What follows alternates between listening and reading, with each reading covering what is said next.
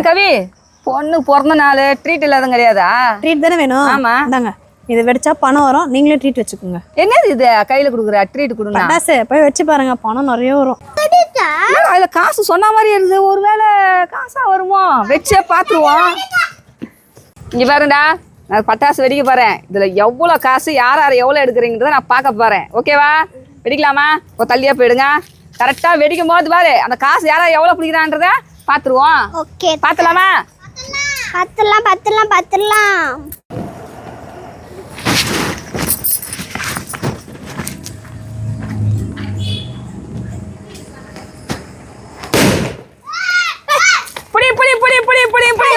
புடி எதா காசு எதா